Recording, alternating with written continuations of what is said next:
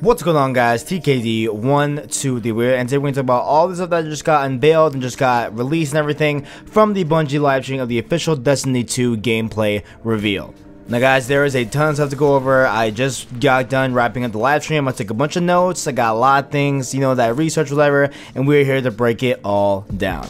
Now let's talk about the story, right? Like, where does Destiny 2, take us in terms of story, right? Now, of course, we know pretty much about the invasion on the last city. We all know about that. That was in the beginning when they first announced Destiny 2 and stuff like that. However, in the first mission, we actually play what goes down that day, right? And it's called Homecoming. That's what the first mission is called. And basically what happens is, of course, we all know this, the Cabal Red Legion orchestrate an attack on the last city. However, the main antagonist of the entire game and who leads the Cabal Red Legion is a guy called Dominus Gall, or aka Gary, as we heard our homie Kate 6 say. And we don't even get a good look of Gall at all, really. Like, we just get him like I think it was like a light just like quickly went on and off, and we just saw his kind of outer armor and stuff like that. So we don't know exactly what he looks like, whatever, but he is the main guy that we were attacking here. And basically, we never really got the question of why they're doing this. Right now, of course, the Cabal and kind of the humans and the Guardians, whatever, like, we know they've been at war for a long time, but necessarily why was this one such a different kind of attack? Why did they do this big of an attack on the Guardians, right? And basically what happened here, and basically how they explained it, is that the Cabal and Gall and the whole Red Legion, right, they believed that the Traveler's Light should have gone to them. They feel that they were a better species, they feel that they were a better race, they feel that they were a better people, more deserving of the light given by the Travelers. So what they are doing here is they are taking back that light for themselves, and they are kind of, I guess, setting the record straight in their minds, saying that they deserve the light more than the Guardians and more than humanity. And so in doing this, in doing the attack, they actually put a cage on the Traveler, thus cutting off all of the light to the Guardians. Like, all the Guardians lose your light, and that's how you lose your light level. Like from Destiny 1, you lose your gear, you lose your vaults and stuff like that. Like, you lose everything, basically, except your physical form, as a person in Destiny 2. And the attack also causes everyone kind of to disperse across the game. Like everyone kind of just goes their own way and kind of disperses from the central hub that was the last city, and now it's being destroyed. So now we get spread out across the galaxy, right? And so basically here, this leads us into talking about the areas and planets and places we'll be exploring in Destiny 2. And before we go into that, they talked a lot about how this story mode is going to have a lot of, cutscenes everywhere and be very, very much story driven and narrative driven. So expect a lot of story in this Destiny 2 game as well.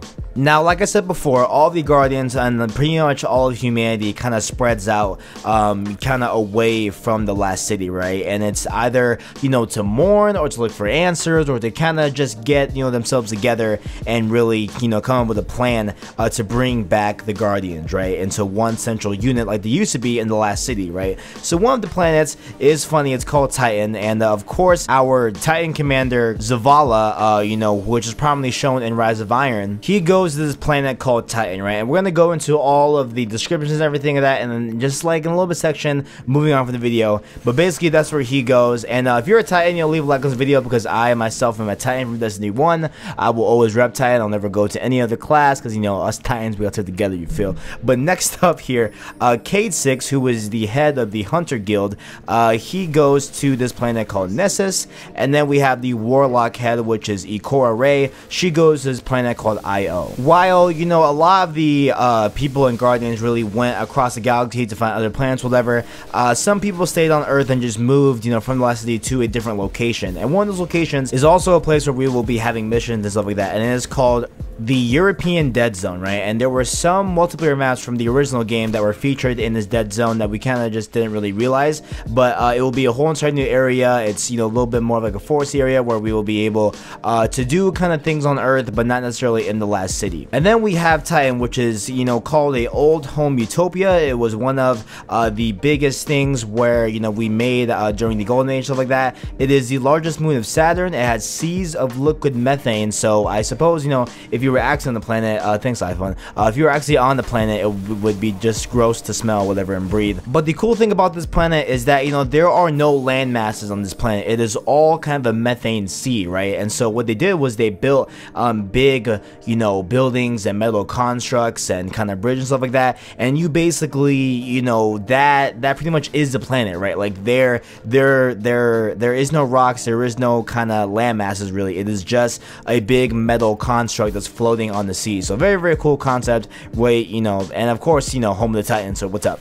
Next up, we have the planet here called Nessus, and it lies between Uranus and Neptune, and is a small rocky outpost, at least it used to be, you know, that had a lot of vegetation and everything, and it had canyons. But now the Vex have taken it over, and now it's kind of like one of their machine worlds, where they basically, you know, have, you know, just kind of transformed it into more of a Vex territory, rather than something that used to be, you know, when it was, you know, I guess more invaded with Guardians, stuff like that. So it is kind of very much a machinery, kind of a very much of a Vex type of play. So if you guys are, you know, very much familiar with the Vex from Destiny 1, you will get plenty of that here on the planet Nessus.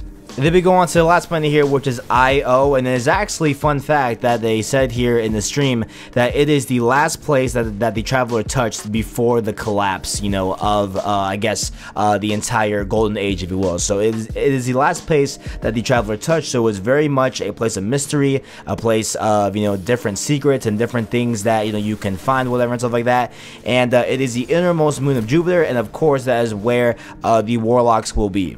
Now let's talk about the gameplay. Now, just kind of straight off the bat, right? Like, straight off of looking at the gameplay and just looking at the live stream and stuff like that, honestly, like, the UI, the menus, everything looks very, very similar to Destiny 1. And that kind of was like, oh man, like, that's kind of, I don't know, it just felt a little bit like Destiny 1.5 in a way, just looking at it, because, you know, there were a lot of things that just looked the same, like even the menus, the way your little dot, you know, to, you know, choose weapons, stuff like that, even that's the exact same way. And even the bottom right, where it has the ammo count, you know, that looks kind of, I guess, close to the original UI and stuff like that. And like, that's not the biggest thing in the world, like, it's not like a game breaker or whatever, but it's still kind of weird to see that those things are basically unchanged. However, what is changed is the way they do weapon slots now. So there are now 3 different weapon slots.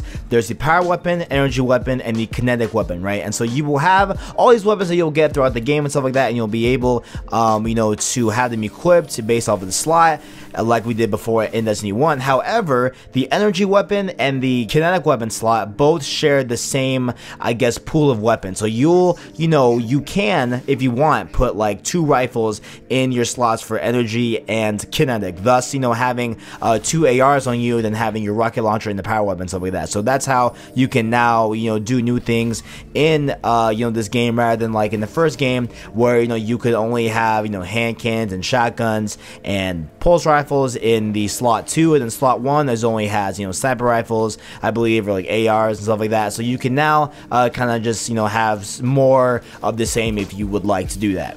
And let's talk about some new abilities here. Now, for the Warlock, we got this thing called the Dawn Blade now, which is basically just a flame sword. And then for the Titan, we have the Titan Sentinel, which is, you know, literally on stream, I was like, wow, like, this is basically Captain America. Like, it is literally, you just get a Captain America shield, and you can even actually throw it, and it bounces off, you know, a bunch of enemies the same way that Cap's shield does. So basically, to a T, it is Captain America's shield for the Titans, which is dope. Along with that, we have the Hunter's Arc Strider, which is basically like this staff that you, I guess, summon, and you do like acrobatic stuff, and you can, like, you know, flip and, you know, do crazy stuff like that. And it's, I guess, low-key like that one hunter thing that was super annoying. I forgot what it was called. Like, it was something about walking in the sky. Like, it was that weird ability where you can move really fast and like hit people and stuff like that. It's basically the same thing. And then one of the great things that they added to this game is that you no longer need to go into orbit to switch to any given mode. So you can go straight from your, I guess, start menu, and you can go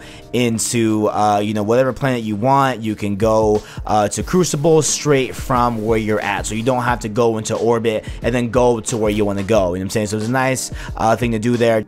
It just cuts out the middleman of the orbit being there.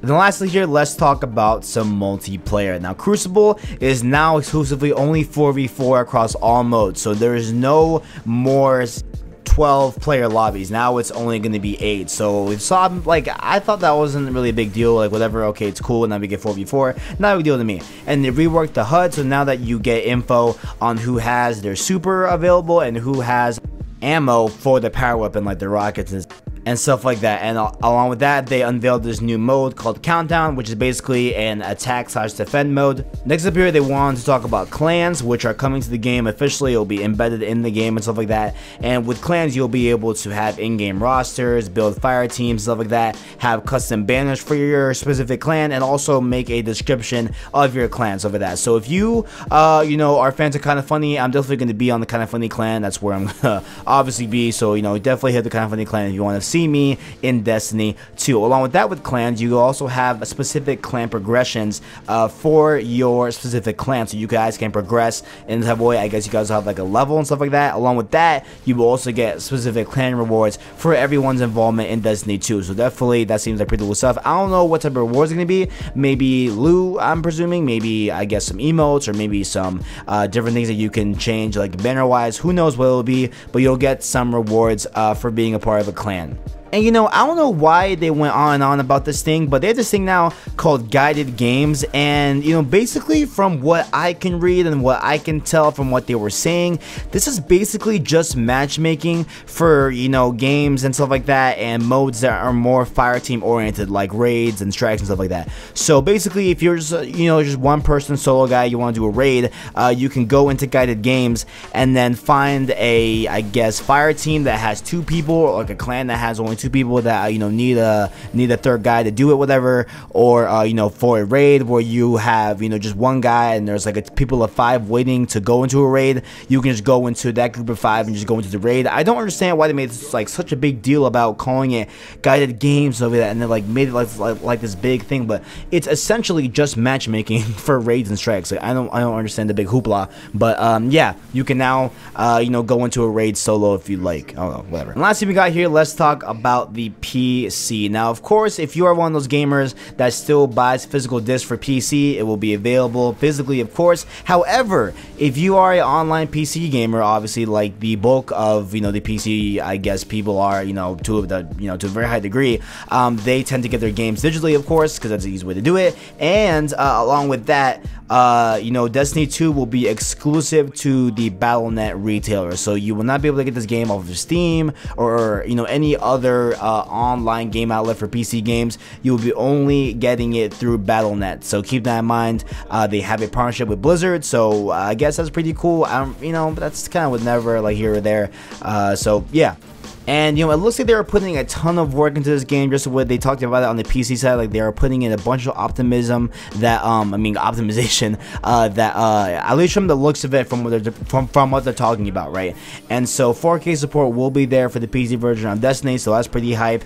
And along with that, you know, one of the biggest things I've been hearing across Twitter and stuff like that, and one of the biggest rumors, I have not seen this been officially said, so I don't know if this is true or not, but apparently we have 60 frames per second across all the platforms for Destiny 2, which, if that's true, that is going to be so hype. We will see that in the beta, hopefully, but 60 frames per second is what I have wanted for this game forever, and this is going to be absolutely cool if it's 60 frames per second. And whew, ladies and gentlemen, that was my breakdown and thoughts of Destiny 2, guys. I'm hype. If you're hype as well, make sure to like, subscribe, and turn that below. Let me know what you guys think in the comments below. Thanks for watching, and as always, I got you.